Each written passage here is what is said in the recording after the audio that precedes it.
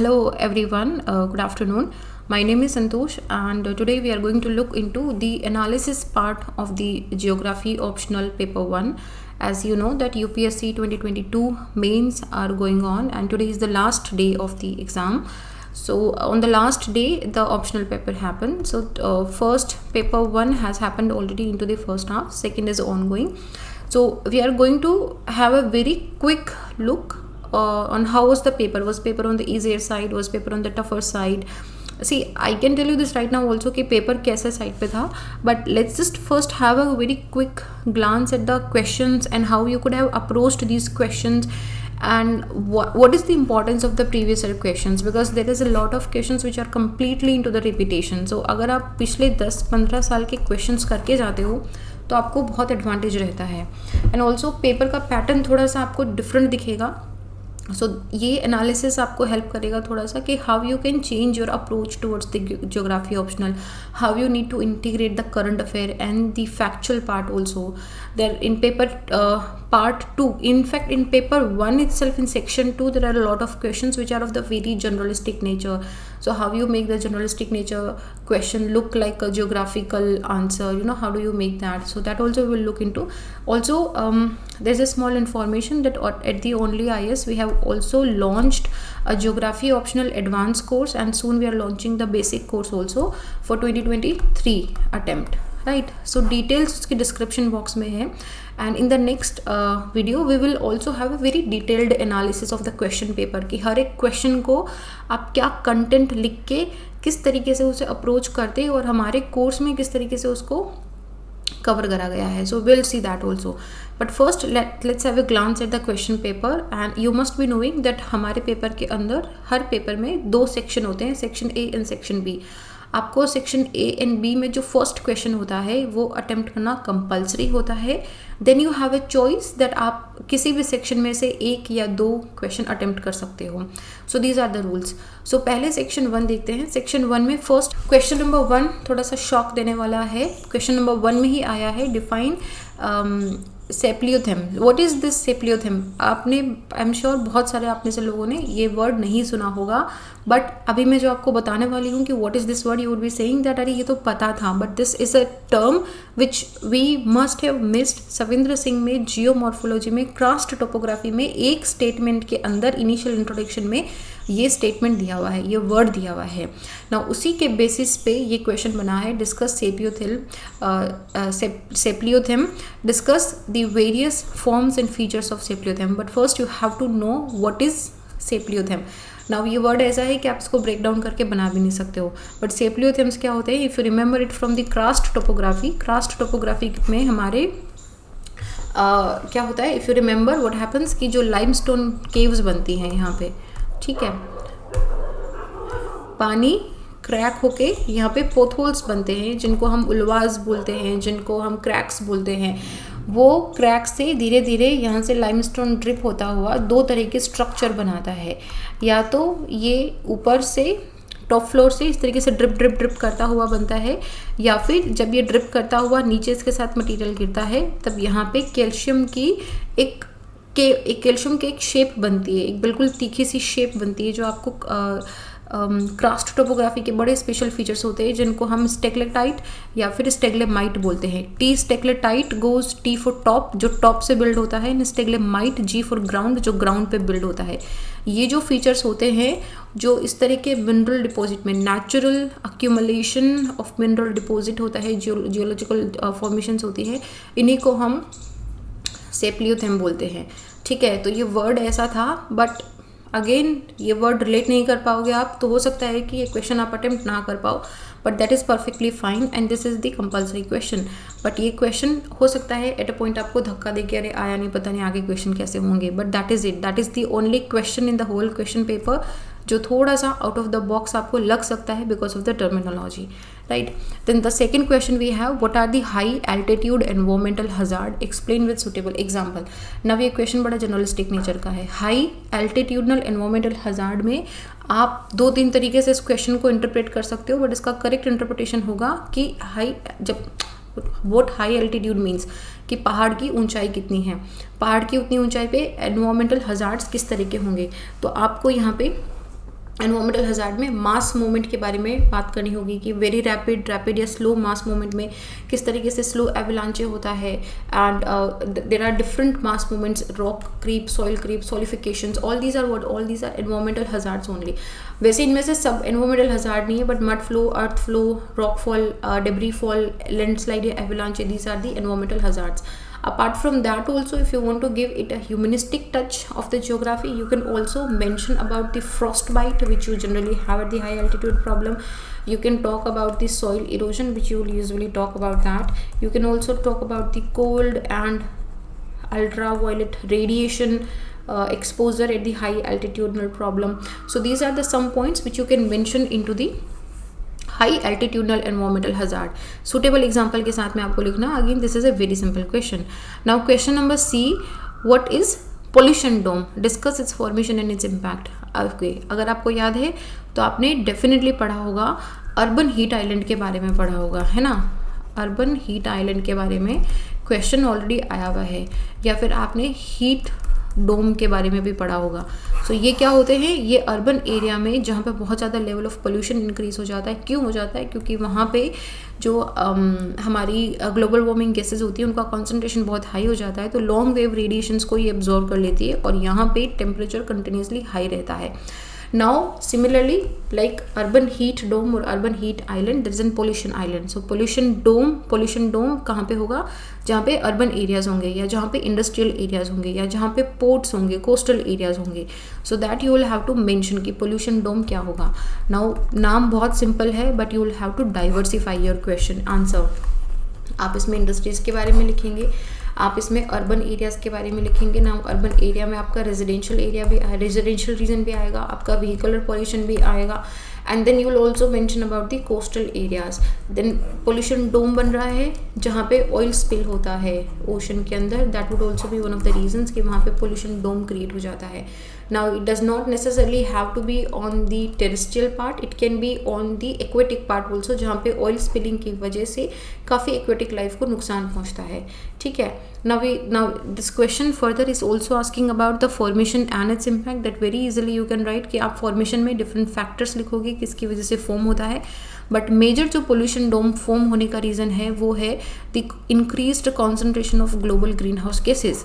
आप जानते हो ग्रीन हाउस गैसेज किस तरीके से इम्पैक्ट करती हैं कि लॉन्ग वेव रेडिएशंस जब निकलते हैं तो ग्रीन हाउस गैसेज इनको एब्जॉर्ब कर लेती है, इनको अर्थ के एटमॉस्फेयर से बाहर नहीं जाने देती है, स्केप नहीं हो पाती है. इस वजह से वो यहीं पे ऑक्सीलेट होती है और यहाँ के टेम्परेचर को इंक्रीज करती है. That is one reason. Another reason, urban areas के अंदर जो हाई कंक्रीट हम लगाते हैं वो रात को एब्जॉर्ब हीट को रिफ्लेक्ट करता है, उसको रेडिएट करता है, री इमिट करता है, तो उसकी वजह से भी रात को भी टेम्परेचर काफ़ी हाई रहता है. बट वो एक जनरल रीज़न हो जाता है, अर्बन हीट आइलैंड का एक रीज़न हो जाएगा वो. So you can mention about the formation and the impacts also. ठीक है. क्वेश्चन नंबर डी है, when corals are effected by stress it cause them to turn completely white, explain the reason of such an occurrence. ये question बहुत ही simple है, but अगर आपने इसे मिस इंटरप्रेट करा तो क्वेश्चन बिल्कुल गलत हो जाएगा. When corals are affected by stress it cause them to turn completely white. Corals में क्या खुद में कलर होता है? नहीं, कोरल्स में खुद में कलर नहीं होता है. कोरल्स एक्चुअली कैल्शियम कार्बोनेट के जैसे हमारी हड्डी होती है उस तरीके दिखते हैं. इसके अंदर जूज़ैंक्थैलोन नाम का एक सिम्बायोटिक रिलेशनशिप वाला, let me just show you, like sea algae, एक एल्गे आती है जिसे जूज़ैंक्थैलोन बोलते हैं. ये जूज़ैंक्थैलोन इसके साथ सिम्बायोटिक रिलेशनशिप में रखती है और यही इस कोरल को खाना, ये कोरल पे डिपेंडेंट रहती है. ये कोरल इसको प्रोटेक्शन देता है और ये कोरल को खाना देती है, और साथ में कोरल जो कलरफुल कोरल्स दिखाई देते हैं वो इसी की वजह से दिखाई देते हैं.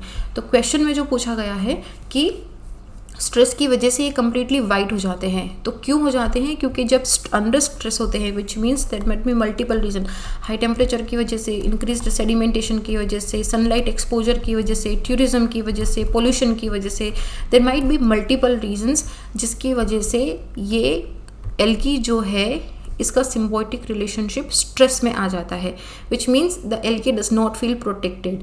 तो ये एल्गी इस कोरल को धीरे धीरे छोड़ना स्टार्ट कर देती है.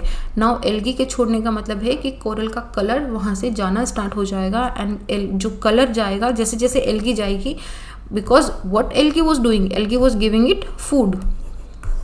है ना, एल्गी कोरल को फूड दे रही थी।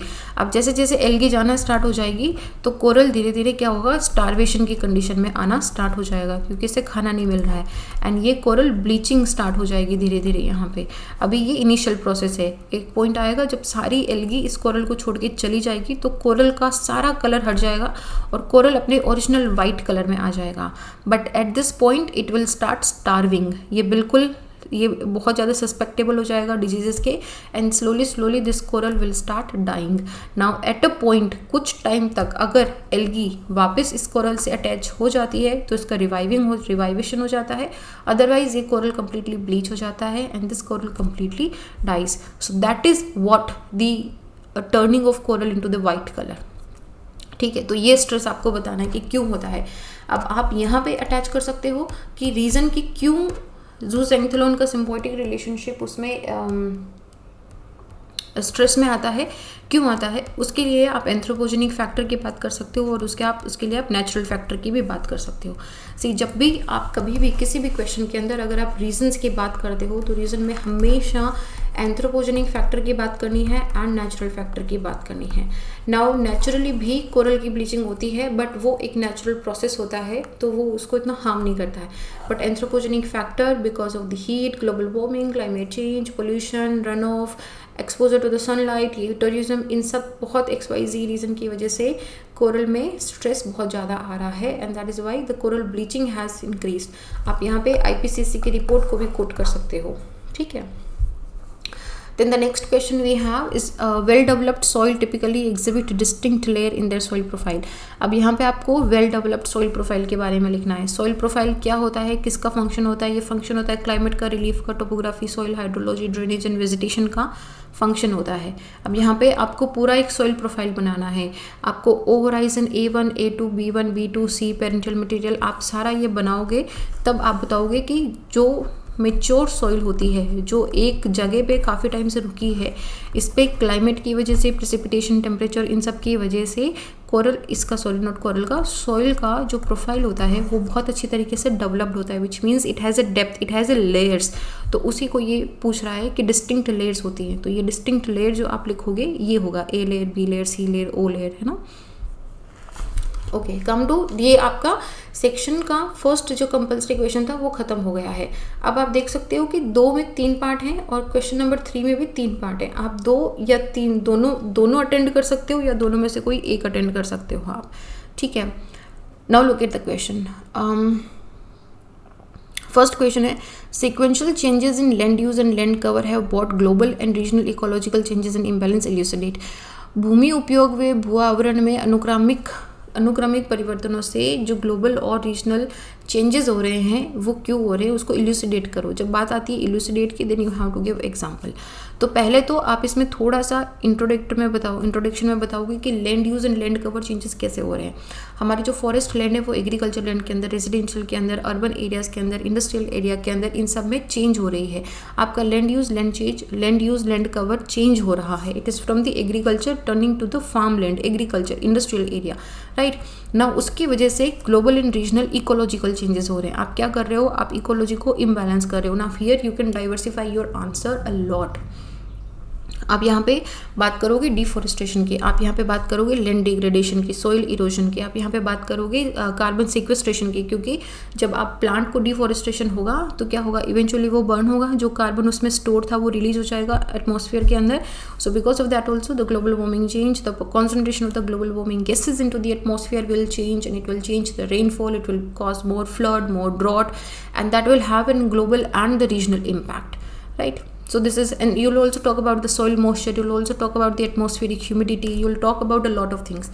देखो ऐसे जब क्वेश्चंस आते हैं ना तो इट इज़ ऑलवेज एडवाइजेबल कि आप ऑप्शनल का सिलेबस याद में रख लो। जब आप ऑप्शनल का सिलेबस याद में रखोगे तो आपको बहुत सारे पॉइंट याद आना स्टार्ट हो जाएंगे। क्वेश्चन नंबर B का 2 पार्ट है। Explain how various aspects of channel morphology are used in transportation, settlement, land use planning, flood control, flood management. 15 number का क्वेश्चन है। ये कंपैरेटिवली थोड़ा सा टफर साइड पे क्वेश्चन है, क्योंकि आप जनरली हम जो चैनल मॉर्फोलॉजी पढ़ते हैं हम वो रिवर के रेस्पेक्ट में पढ़ते हैं, उसमें ट्रांसपोर्टेशन की बात हम नहीं करते हैं। बट आप क्वेश्चन देखो, 15 नंबर का क्वेश्चन है, 5 चीज़ें आपसे पूछी गई है, transportation, settlement, land use planning, flood control and flood management. अगर आप इसे 3 भी लो तो transportation, settlement and land use planning, flood control and flood management. इसके साथ में आपको थोड़ा सा इंट्रोडक्शन जनरल मॉर्फोलॉजी का देना होगा। तो every single point which is asked in that is like around 3-3.5 number का आपका एक सेक्शन ये बनता है। अब आप क्या करोगे इस क्वेश्चन में, आप सबसे पहले जनरल मॉर्फोलॉजी को डिफाइन करोगे कि जनरल मॉर्फोलॉजी क्या होती है। अब उसके बाद में आप ट्रांसपोर्टेशन उठाओगे, ट्रांसपोर्टेशन में आप फ्लूइड डायनेमिक की बात करोगे, जनरल कैरेक्टरिस्टिक की, सेडिमेंट लोड की, जो हमारा बेड मटेरियल होता है उन सब की बात करोगे कि किस तरीके से जो इरोडेड मटेरियल है वो जनरल मॉर्फोलॉजी के थ्रू ट्रांसपोर्ट हो रहा है। Then settlement and the land use planning also, because of the general morphology what we get to know कि रिवर का किस तरीके से फ्लो है, रिवर का स्लोप क्या है, कितना उसका सेडिमेंटेशन लोड है। So accordingly the settlement, the nearby settlement can also be plan into the flood plain areas. आसपास में एग्रीकल्चर लैंड या फॉरेस्ट का जो लैंड यूज प्लानिंग है, या आसपास में जो इंडस्ट्रीज डेवलप हो रही है दूर साइड में, आजकल तो बहुत पास में होना स्टार्ट हो गई हैं, तो आप उसके बारे में मेंशन करोगे। And you also mention about the flood control and the flood management. यहाँ पे आप बात करोगे जो नेचुरल एम्बैंकमेंट्स होते हैं, आप यहाँ पे बात करोगे जो हम late me just right it, आप यहाँ पे बात करोगे एम्बैंकमेंट की, आप यहाँ पे बात करोगे बैंक आर्मरिंग की। बैंक आर्मरिंग क्या होती है कि जो रिवर का चैनल का साइड होता है ना, आप वहाँ पे बिल्कुल इसको फ्लड कंट्रोल से रोकने के लिए प्रोटेक्ट कर देते हो। यहाँ पे आप यहाँ पे बात करोगे चैनल ब्लॉकिंग की, ठीक है, आप यहाँ पे बात करोगे चैनल स्ट्रेंथनिंग की। तो ये सारी चीज़ें आपकी flood management and flood control के अंदर आएगी, ठीक है। सो this is the another question. Then what is the relationship between the ocean current, global surface wind system? Explain with example how does the gyre in northern hemisphere differ from one in the southern hemisphere? Very simple and beautiful question. Simple सी बात पूछिए कि हवा के झोंके के साथ में जो हमारा ग्लोबल ओशन करंट है और जो ग्लोबल विंड सिस्टम है वो आपस में कैसे लिंक करता है। Now this is an image which will actually summarize everything. ये जो ग्रे कलर की लाइन दिख रही है आपको, ये मेरी नॉर्थ ईस्टर्न ट्रेड विंड्स है। ये जो दिख रही है ये मेरे साउथ ईस्टर्न ट्रेड विंड्स है। ये ट्रेड विंड जो है ये आपकी जब बहती है तो इसी डायरेक्शन में ओशन का करंट भी बहेगा। आप देखो देखो यहाँ पे देखो, ये क्या है, वेस्टर्लीज है। वेस्टर्लीज की डायरेक्शन में नॉर्थ पैसिफिक करंट चल रही है, कुयोशो करंट चल रही है यहाँ पे, ठीक है। गल्फ हिस्ट्री में नॉर्थ अटलांटिक करंट चल रही है यहाँ पे। अंडरस्टैंड कि how the global wind system is also controlling the ocean current also, दोनों में लिंक्ड है। देन पूछा है विद एग्जाम्पल हाउ द गायर इन the northern hemisphere differ from the one in the southern hemisphere. सबसे पहले तो गायर क्या होता है, ये जो ओशियन का इस तरीके से ये बनता है ना एक सर्क्यूलर टाइप का, इसको हम बोलते हैं गायर, ठीक है। आप देख सकते हो यहाँ पे लिखा भी है सब ट्रॉपिकल गायर। तो अब किस तरीके से हो रहा है, चेंज इन डायरेक्शन है। If you remember Coriolis force की वजह से क्या होता है कि आपका नॉर्दर्न हेमिस्फेयर के अंदर राइट साइड में डिफ्लेक्ट होती है और सदर्न हेमिस्फेयर में लेफ्ट साइड की तरफ डिफ्लेक्ट होती है। तो यहाँ पे there is a mention of the Coriolis force. Coriolis force के साथ में आप गायर सर्कुलेशन जब बन रहा है तो क्या हो रहा है कि पानी यहाँ पे जाके कॉन्टिनेंट से हिट हो रहा है। अब कॉन्टिनेंट से हिट होने के बाद में ये क्या करेगा, नीचे की तरफ, ये इक्वेटोरियल करंट तो दोनों की तरफ ऊपर एंड नीचे की तरफ बहना स्टार्ट हो जाती है। Then it turns. तो यहाँ पे आप मेंशन करोगे कोरोलियस फोर्स का the impact of the location, the position of the continent areas की भी आप यहाँ पे बात करोगे, ठीक है। So this is how you will link कि ocean current and global surface wind का किस तरीके से, ये जब हम जब क्लाइमेटोलॉजी की बात करते हैं then very beautifully we have done कि how this gyre circulation in the northern and southern hemisphere changes, क्या इम्पैक्ट पड़ता है और क्या किस तरीके से दोनों लिंक्ड है आपस में। Then question number 3 section 1 का है plant and animal that exist in particular ecosystem are those that have been successful in adjusting to their habitat and environmental conditions। Simple सी बात है, डार्विन का रूल पूछ रहा है आपसे, सर्वाइवल का पूछ रहा है कि किसी भी एग्जिस्टिंग इकोसिस्टम के अंदर जो फ्लोरा एंड फोना होता है वो किस तरीके से खुद में अडॉप्शंस लेके आते हैं, अडेप्शंस लेके आते हैं कि वो वहाँ की हैबिटेट या एनवायरमेंटल कंडीशंस के अंदर खुद को एडजस्ट कर पाते हैं।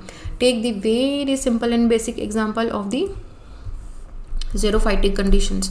ज़ेरोफाइटिक कंडीशंस किस पे होती है, सेमी एरिड या फिर एरिड एरियाज में होती है जहाँ पे क्या है, वाटर की अवेलेबिलिटी बहुत कम है, विच मीन्स वी से कि evapotranspiration is more than the precipitation. This is the condition we have.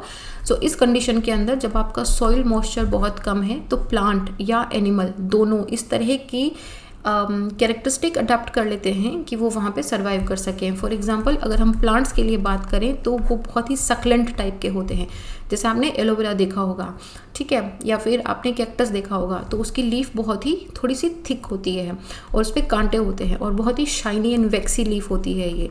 तो ये क्या करती है, इवो ट्रांसपिरेशन की पॉसिबिलिटीज़ को बहुत ही रिड्यूस कर देती है। And then their roots also इधर हॉरिजॉन्टली और वर्टिकली बहुत deep and well spread roots होती हैं, तो कहीं से भी वो सॉइल मॉइस्चर को अटेन करके प्लांट को सर्वाइविंग कैपेसिटी में रखती है।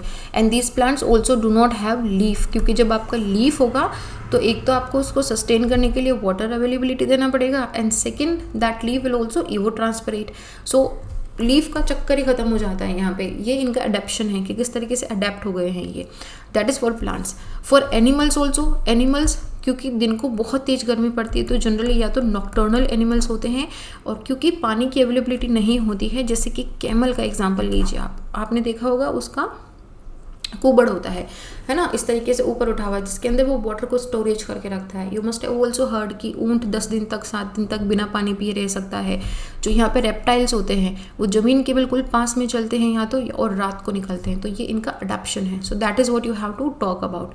सो आप इसमें सब तरह का लोगे, आप इसमें ट्रॉपिकल लोगे, आप इसमें टेम्परेट लोगे, आप इसमें टुंड्रा लोगे, आप इसमें एरिड एंड सेमी एरिड, सब तरह के क्लाइमेट को मिक्स करके एग्जाम्पल देके you will write this answer with the map.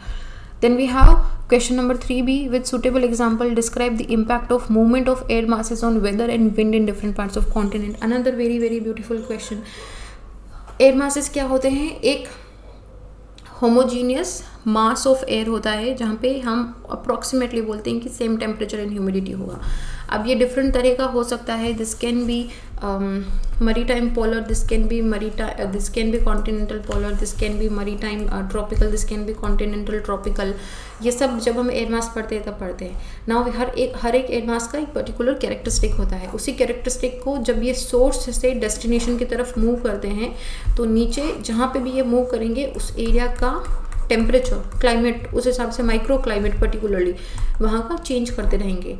जैसे कि अगर मैं मरीटाइम ट्रॉपिकल की बात करूँ तो ये क्या है, ये एक वार्म मॉइस्ट एयर मास है, जो मतलब क्योंकि ट्रॉपिकल एरिया पे है तो हाई टेम्परेचर रहेगा इसका, एंड हाई टेम्परेचर है ट्रॉपिकल पे है, विच मीन्स मरीटाइम से मतलब ओशन वाले एरिया से आ रहा है, तो इसके अंदर ह्यूमिडिटी भी अच्छी खासी रहेगी। तो जहाँ पे भी मरीटाइम ट्रॉपिकल जाएगा वो अपने साथ में एटमॉस्फेरिक इनस्टेबिलिटी लेके जाएगा। Atmospheric instability is the keyword guys. Atmospheric instability लेके जाएगा, वर्टिकल इनस्टेबिलिटी होगी, मॉइस्चर कंटेंट आएगा, क्लाउड कंडेंसेशन होगा, फॉल होगा। And also if you remember जब पोलर एंड ट्रॉपिकल दोनों एयर मासेस आपस में कोलाइड होते हैं तो यहाँ पे एक फ्रंटोजेनेसिस होता है। इस फ्रंटोजेनेसिस से हमारे फ्रंट साइक्लोन्स या फिर हमारे टेम्परेट साइक्लोन्स क्रिएट होते हैं। So that also you will mention. इसके अलावा भी बहुत सारी इम्पैक्ट हैं, जैसे कि आप लेक स्नो इम्पैक्ट के बारे में बात कर सकते हो यहाँ पे, आप डेजर्टिफिकेशन के बारे में बात कर सकते हो यहाँ पे, आप दी रीडिस्ट्रीब्यूशन ऑफ हीट के बारे में बात कर सकते हो कि किस तरीके से ये लेटेंट हीट को ट्रांसपोर्ट करती है, एंड किस तरीके से जो लैटिट्यूडनल हीट है इसको पूरे मतलब from the tropical to the polar area, from the polar to the tropical area, it is transporting and exchanging the heat, and it is maintaining the heat balance also. So these things you can mention here, right? Okay, so that is the second question. The third question of question number 3 we have is that discuss the role of slope, altitude and relief in the landscape development. First we have to understand कि landscape development क्या होता है, फिर उसमें slope का, altitude का, relief का क्या रोल है, आप उसके बारे में लिखोगे। I'm giving you a very very simple example, जैसे कि हिमालयाज़ है, slope का example दे रही हूँ। अब हिमालयाज़ में जो southern slope है it is much more alive than the northern slope। क्यों है? क्योंकि southern slope सीधा sun rays की डायरेक्शन में आता है। अब क्यों आता है, कैसे आता है, ये कोर्स में सब एक्सप्लेन करा है। If you have questions write in the discussion box also, will also see it. I see कि why southern slope is more alive than the northern slope, where is northern slope नहीं है।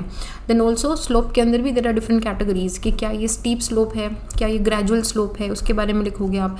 Then the latitudinal and the relief also कि किस तरीके से वो landscape development को, कि कितना अगर मतलब मान लो बहुत ज़्यादा हाई एल्टीट्यूड है तो वहाँ पे फॉरेस्ट किस तरीके से ग्रो हो रहा है, रिलीफ का भी क्या फ़र्क पड़ेगा, तो आप वो सब लिखोगे इसके अंदर, ठीक है।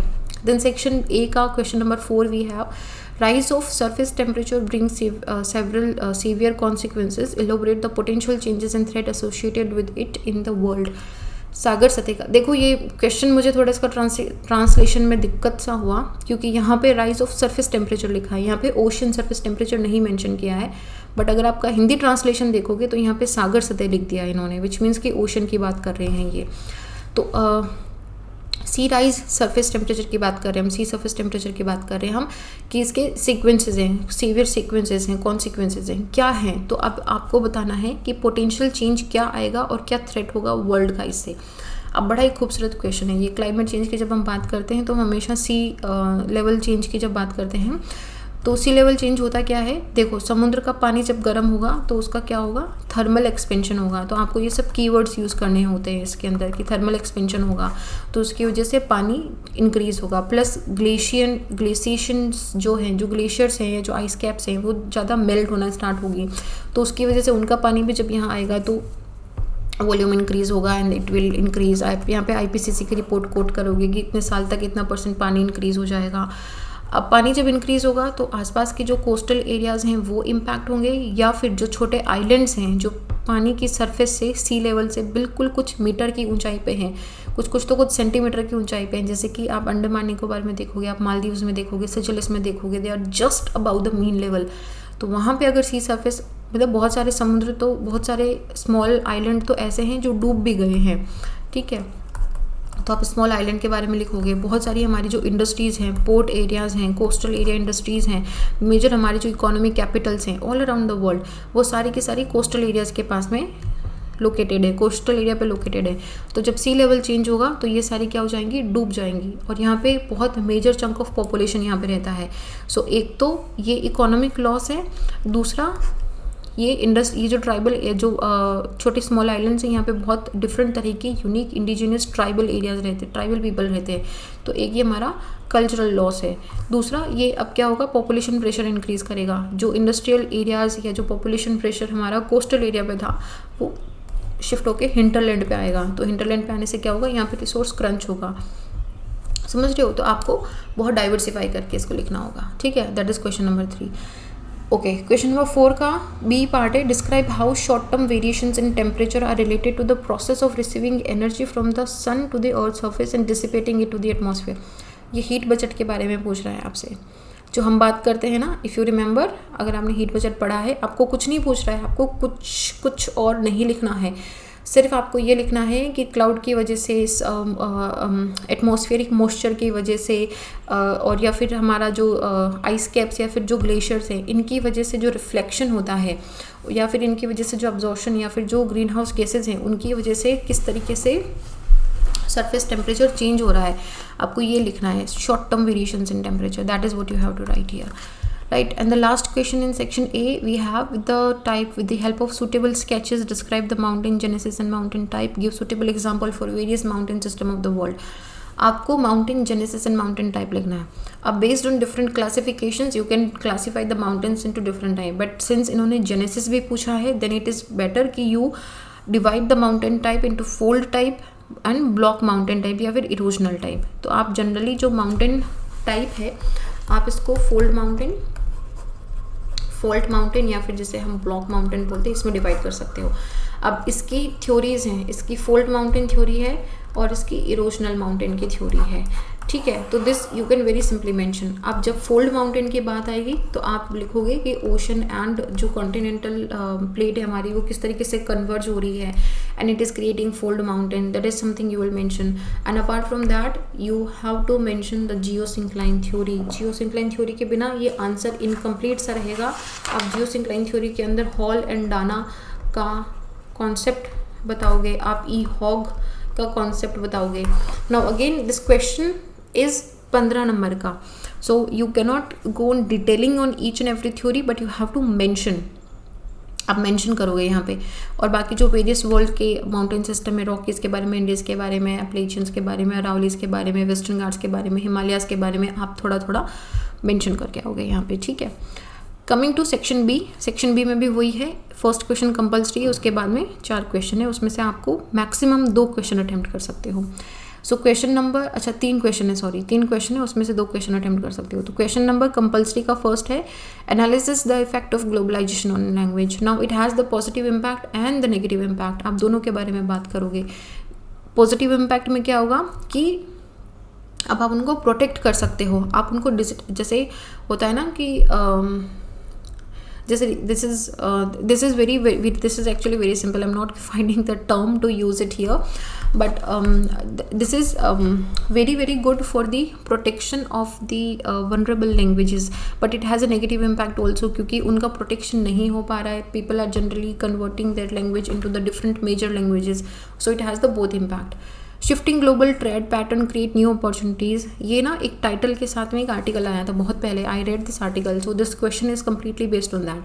अभी आप देखो कि डिजिटल टेक्नोलॉजी में या फिर कोविड में जो पैटर्न ऑफ ट्रेड है वो चेंज हो रहा है. अब आपके हाथ में फ़ोन है, आप कहीं से भी कोई भी आप फॉरेन से कोई चीज़ ऑर्डर कर सकते हो, 1 महीने में, 10 दिन में, 15 दिन में वो आपके पास आ जाएगी.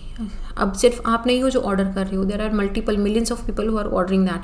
सो accordingly the global trade pattern is shifting. There are new emerging economies. If you see, पहले जो फर्स्ट वर्ल्ड कंट्रीज जिसको हम बोलते हैं, वहाँ पे ट्रेड पैटर्न, ट्रेड का बहुत ज़्यादा डोमिनेंस था, but now it is shifting to the emerging economies, it is shifting to the developing countries, जैसे कि साउथ ईस्ट एशियन कंट्रीज़ हो गया, अफ्रीकन कंट्रीज़ हो गया, साउथ अमेरिकन कंट्रीज़ हो गया है, जहाँ पे मार्केट बहुत बड़ा है. तो आपको ग्लोबल ट्रेड पैटर्न में आप रॉ मटेरियल की भी बात करोगे, आप मार्केट की भी बात करोगे यहाँ पे, because you have to talk about the geographical answer here. So will be talking about the development of industries, will be talking about different changes into the technology. You'll also be talking about the changes into the transportation also. You'll also be talking about the international relationships also, कि किस तरीके से 2 countries के या फिर multiple countries के international relationship या फिर उनके जो एग्रीमेंट्स होते हैं उससे ट्रेड पैटर्न चेंज हो रहा है. सो बड़ा खूबसूरत क्वेश्चन है. Then the third question we have, examine the morphological factor that influence the origin and growth of the town. Settlement में से बहुत ही डायरेक्टली क्वेश्चन उठ के आया है कि किस तरीके से किसी भी जगह के जो मॉर्फोलॉजिकल फैक्टर होते हैं वो ओरिजिन एंड ग्रोथ को इन्फ्लुएंस करते हैं. इसमें 5-7 फैक्टर्स हैं, वो आपको मेंशन करने हैं. Discuss the role of transportation accessibility in regional development. अब रीजनल डेवलपमेंट में ट्रांसपोर्टेशन एक्सेसिबिलिटी क्यों इंपॉर्टेंट है? इमेजिन करो, आप रोल आपको वहीं से आ जाएगा. आप एक इमेजिन करो कि एक शहर है जो बहुत अच्छा शहर है, सब मिलता है, बहुत अच्छे रिसोर्सेज हैं, लोग बहुत पढ़े लिखे हैं, लेकिन उसकी कनेक्टिविटी किसी दूसरे शहर से नहीं है, तो क्या वो डेवलप कर पाएगा? नहीं कर पाएगा. तो यहाँ पे चाहे अवेलेबिलिटी ऑफ रॉ मटेरियल हो, चाहे माइग्रेशन की बात हो, ट्रांसपोर्टेशन की बात हो, एजुकेशन की बात हो, हेल्थ की बात हो, रीजनल डेवलपमेंट में ये सब चीज़ें आती हैं. रीजनल डेवलपमेंट में health, education, the population settlement, the economic development, everything will come, and that has a very crucial role of the transportation accessibility also. So that you will mention. Explain the geometrical boundaries with example. Okay, geometrical boundaries क्या होती है? First you have to know that. Now इस question के different interpretations हो सकते हैं. Geometrical boundaries वो भी होती है जैसे कि 44 डिग्री का जो लाइन है जो यूएस एंड कनाडा को सेपरेट करता है, that can also be geometrical boundary, जो North Korea and South Korea को सेपरेट करता है. In Africa also you will see a lot of geometrical boundaries. Geometrical boundaries generally वो होती हैं जिनका एक जियोमेट्रिक सर्टेन शेप या पैटर्न होता है. तो यहाँ पे आप लैटिट्यूड्स जो होते हैं वो भी हमारे क्या हैं? जियोमेट्रिकल बाउंड्री ही है ना, क्योंकि हमने एक स्पेसिफाई करके रखा है कि यहाँ से 10 डिग्री निकल रहा है, यहाँ से 5 डिग्री निकल रहा है, ठीक है. तो these are also geometrical patterns. 0 degree and latitude and longitudes हो गया है हमारा. Then few of the boundaries also, the international boundaries also are the geometrical boundaries. Okay, coming to the question number 6, 20 number का question है. Culture is a dynamic concept. बड़ा खूबसूरत question है but बड़ा कॉम्प्लिकेटेड क्वेश्चन भी है. मैं अगर ये पेपर दे रही होती तो मैं ये क्वेश्चन अटेम्प्ट नहीं करती, क्योंकि 20 नंबर का मटेरियल इसमें लिखना काफ़ी टफ हो जाता है. कल्चर है एक डायनेमिक कॉन्सेप्ट, आप 10 नंबर तक इसको खींच सकते हो, आप एग्जाम्पल्स पुट कर सकते हो, but then again it is a little tough question.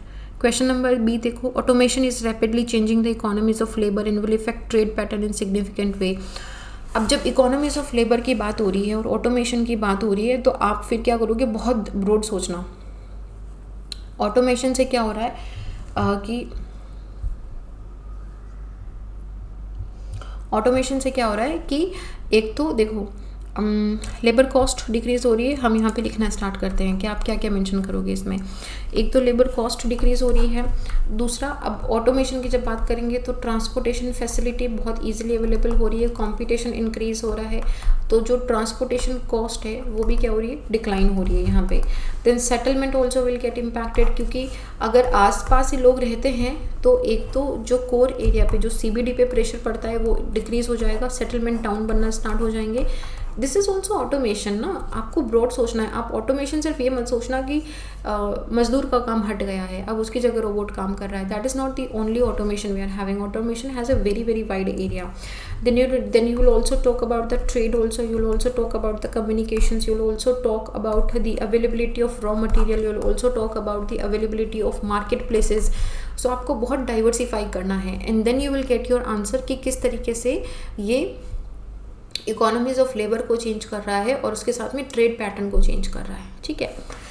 Then we have overcrowding lead to chronic problem of shortage of housing in Indian cities. Indian cities में पॉपुलेशन बहुत ज़्यादा इंक्रीज़ हो रही है, जिसकी वजह से रेंटल जो है वो बहुत ज़्यादा इंक्रीज़ हो रहा है. तो अब आप यहाँ पे थोड़ा सा CBD का जो सेंट्रल बिजनेस डिस्ट्रिक्ट है उसका कॉन्सेप्ट लेके आओगे, आप सैटेलाइट टाउन का कॉन्सेप्ट लेके आओगे, आप हमारा जो CBD वाला थ्योरी है आप उसको भी लेके आओगे क्रिस्टोलर वॉल्टर का यहाँ पे. You will also talk about कि सेंट्रल वाले एरिया के अंदर population is increasing continuously, and because of that जो रिसोर्स क्रंच हो रहा है, रिसोर्स क्रंच की वजह से पॉपुलेशन बहुत ज़्यादा इंक्रीज़ हो रही है, ट्रैफिक कंजेक्शन बहुत ज़्यादा हो रहा है, people are moving outside. Chronic problem क्या हो रही है, आप रिलेवेंट एग्जांपल दोगे, आप किसी का भी एग्जांपल दो, आप लंदन का दो, न्यूयॉर्क का दो, बीजिंग का दो, शंघाई का दो, मुंबई का दो, चेन्नई का दो, बेंगलोर का दो, दिल्ली का दो, कोलकाता का दो. There are multiple examples you can give into this. ठीक है. But you will also have to mention कि ओवर क्राउडिंग क्यों हो रही है, क्योंकि सिटीज़ क्या कर रही है, इंडियन सिटीज़ पुल माइग्रेशन कर रही है. Pull, they are giving the positive attraction to the people कि come shift here, will give you good education, good employment, good economic opportunities, good prospect of the growth. So all these things you will have to mention here. Question number 7. Climate change is a serious problem to global food security and poverty eradication critically examined. बहुत ही simple straight forward question है कि किस तरीके से climate change की वजह से जो हमारा इरेटिक फ्लड सिचुएशंस आ रही है, मानसून चेंज हो रहा है, ड्रॉट सिचुएशंस आ रही है, सॉइल मॉइस्चर कम हो रहा है, एटमॉस्फेरिक ह्यूमिडिटी कम हो रही है, इन सब की वजह से फूड सिक्योरिटी डगमगा रही है. ना फूड सिक्योरिटी में आप दोनों चीज़ें लिखोगे, आप एग्रीकल्चर के बारे में भी मेंशन करोगे और आप एक्वेटिक फूड सिक्योरिटी के बारे में भी मेंशन करोगे. That is also very important aspect of the food security, and obviously उसकी वजह से फिर पॉवर्टी एरेडिकेशन में भी दिक्कत आ रही है. ठीक है. Simple question. Then we have another very beautiful and the only question from the perspective. इस बार perspective में से ज़्यादा question आए नहीं. I was expecting कि perspective में से probably ज़्यादा आएंगे. But anywho, it's a good question कि आपका quantitative revolution का significance क्या है और इसका geography के development पे क्या impact पड़ा है. स्ट्रेट फॉरवर्ड क्वेश्चन है. अगर आपने क्वांटिटेटिव रेवोल्यूशन पढ़ा है तो आप उसका क्रिटिकली एग्जामिन कर दोगे. तो क्वांटिटेटिव रेवोल्यूशन में क्या हुआ था, आपको वही 1950s एंड 60s वाला टाइम आपको याद करना पड़ेगा, जब जो जियोग्राफी की अप्रोच है वो इडियोग्राफी से चेंज हो गए नोमोथेटिक की तरफ जा रही थी. अब नोमोथेटिक से इडियोग्राफी में क्या था, इडियोग्राफी में हम एरियल डिफ्रेंसिएशन की बात करते थे. ठीक है, कि सब एरिया को एक साथ में पढ़ो. नोमोथेटिक के अंदर हमने बात करना स्टार्ट कर दिया था कि स्पेशियल एनालिसिस होगा किसका, फिनोमिनास का. कहाँ पे, अर्थ की सरफेस पे. ठीक है, तो इस तरीके से हमने पैटर्न चेंज कर दिया था. अब ये special analysis of phenomena on the surface of earth लेके आया था एक साइंटिफिक मेथड. पीपल सेड कि bring the scientific method, bring a methodology, bring the mathematics into the geography. तो यहाँ पे डेविस का जो रूल आया था, एलसी किंग का जो रूल आया था, हार्टशोन ने जो बोला था, स्टूवर्ट ने जो बोला था, ये सारी चीज़ें आप यहाँ पे लिखोगे कि किस तरीके से geography had a model approach, a scientific approach, a methodological approach, वहाँ पे आप लिखोगे. बट फिर इसका थोड़ा क्रिटिसिज्म भी था कि ज्योग्राफी में से जो ह्यूमन टच है वो छूटता जा रहा था. सब कुछ हम सिर्फ फॉर्मूलाज की, मैथ्स की बात कर रहे थे, तो इसमें से सोशल निकल के सिर्फ साइंस रह गया था, सिर्फ मैथ्स रह गई थी. तो that is one of the biggest criticism of this quantitative revolution. So that you can write, but it had a very big impact on the development of geography, and इसने geography का acceptance into the other areas also काफ़ी strong कर दिया था. Then we have another question, explain in detail the impact of regional disparities on economic development. Another very very simple question कि regional disparities का क्या impact है. Regional disparities में आप पोल, ग्रोथ पोल की बात करोगे, आप ग्रोथ सेंटर की बात करोगे, आप ये बात करोगे कि किस तरीके से रीजनल इम्बैलेंस हो रहा है. Now remember here this is a world geography paper 1. आप सिर्फ इंडिया तक स्टक मत रह जाना, go to Africa, South Africa, Australia, आप पूरा वर्ल्ड घूम के वहाँ से एग्जाम्पल कलेक्ट करके फिर इसमें लिखना. ठीक है. लास्ट क्वेश्चन है, how migration is affected by push pull factor, explain how these factors play a role in understanding the new settlement pattern. Migration क्या होता है, आप push and pull factor, push and pull की जो theory है आप उसको लिखोगे कि क्या नेगेटिव एंड क्या पॉजिटिव होते हैं पुश एंड पुल के अंदर. किस तरीके से एक बैलेंसिंग होता है, और उसके बाद में जो ओवरवेट कर जाता है उसकी तरफ वी स्टार्ट माइग्रेटिंग। इसमें आप जो ह्यूमनिस्टिक बिहेवियरल या फिर जो मेंटल इमेज वाला कॉन्सेप्ट है आप वो भी डालोगे यहाँ पे। And explain how these factors play a role in understanding new settlement pattern. Okay, अब न्यू सेटलमेंट पैटर्न के अंदर जनरली जो पुल फैक्टर है वो आएगा कि people are migrating more towards it, तो उसकी वजह से स्लम एरियाज़ का ज़्यादा डेवलपमेंट होना स्टार्ट हो गया है, क्योंकि वहाँ पे एक तो रेंट बहुत हाई है, सही से रेजिडेंशियल्स बने हुए नहीं है एरियाज़। तो गवर्नमेंट क्या कर रही है कि माइग्रेशन को मेजर कर रही है, कितना माइग्रेट हो रहा है, कितने लोग आ रहे हैं, कौन से एरिया में ज़्यादा लोग आ रहे हैं। सो अकॉर्डिंगली सेटलमेंट पैटर्न वहाँ पे क्रिएट करे जा रहे हैं। Then another very simple and very repetitive question कि वॉन थुनन की एग्रीकल्चर लोकेशन थ्योरी का क्या रेलिवेंस है और क्या एप्लीकेशन है आज की दुनिया में। बहुत बार ये क्वेश्चन आया है and that is where the relevance of previous questions happen. Discuss the concept of rank size rule by the G K Zipf. G K Zipf ने क्या बोला था, बड़ा सिंपल सा क्वेश्चन था। इन्होंने बोला था कि भाई Pn is equal to P1 divided by n। ठीक है, कि पॉपुलेशन कि जो सबसे बड़ी सिटी है उसके बाद में पॉपुलेशन जो है वो इस तरीके से कम होती जाएगी। जीके जिफ का रूल था। Well this is it for the paper. ये पेपर था। पेपर देखो ओवरऑल ना इतना टफ नहीं है पेपर मतलब फर्स्ट क्वेश्चन को छोड़ के बाकी पेपर ऐसा है जो आपने कहीं ना कहीं पढ़ा है। आप क्वेश्चन बहुत इजीली अटेम्प्ट कर सकते हो। Paper is on the easier side. Repetition question का बहुत ज़्यादा हुआ है, प्रीवियस ईयर में से बहुत क्वेश्चन उठ के आए हैं, बट एक चीज़ ये भी है कि करंट में से इस बार काफ़ी जनरलिस्टिक नेचर के क्वेश्चन इसमें देखने को मिले हैं। तो आपको बहुत ज़्यादा एग्जाम्पल, केस स्टडीज़, ये सारी चीज़ें यहाँ पर लिंक करना पड़ेगा। तो अप्रोच पे क्या चेंज करना है, आप थोड़ा जब भी ज्योग्राफी अपना ऑप्शनल प्रिपेयर करो ना, तो आप उसमें एग्जाम्पल्स को मत भूलना। देखो आप ज़्यादातर क्वेश्चंस देखोगे तो बहुत इलुसिडेट करो, एग्जाम्पल के साथ लिखो with suitable examples, which means with every topic you should know कि ये एग्जाम्पल मैं डाल सकता हूँ। For example morphology of cities की अगर हम बात करें then also you should know कि these are the 4-5 examples which I can put everywhere. So you have to collect examples, you have to collect case studies, you have to also collect some data, the factual data, and you also have to collect the map and diagrams also, very very important। ठीक है, standard book में से question आ रहे हैं, notes में से I am not sure कि आप में से कितने लोग नोट्स प्रीफर करके उसको करें, बट स्टैंडर्ड बुक्स को पढ़ो। हम जियोग्राफी ऑप्शनल के लिए हम कल एक जूम सेशन ऑर्गेनाइज कर रहे हैं। लिंक आपको हम टेलीग्राम चैनल पे भेज देंगे। आप Telegram channel only IAS geography पे या फिर जो ओनली IAS का ऑफिशियल टेलीग्राम चैनल है, आपको दोनों पे जूम का लिंक मिल जाएगा। अगर आपका जियोग्राफी ऑप्शनल है then you can join us there also, right. And बाकी इसका डिटेल्ड एकदम कि हमने इस पूरे क्वेश्चंस को कोर्स में कैसे कवर अप करा है, हर एक क्वेश्चन का आंसर कैसे आप कर सकते हो, वो हम डिटेल वाला जल्दी से डालेंगे। ठीक है, so that is it. If you have any question regarding the geography optional also and the approach to the paper also, आप डिस्कशन बॉक्स में डाल सकते हो, या फिर आप ओनली IAS geography@gmail.com पे आप मेल भी कर सकते हो। I'll read that, I'll personally reply these emails। ठीक है, चलो then I'll see you guys in the analysis of paper 2। Bye bye.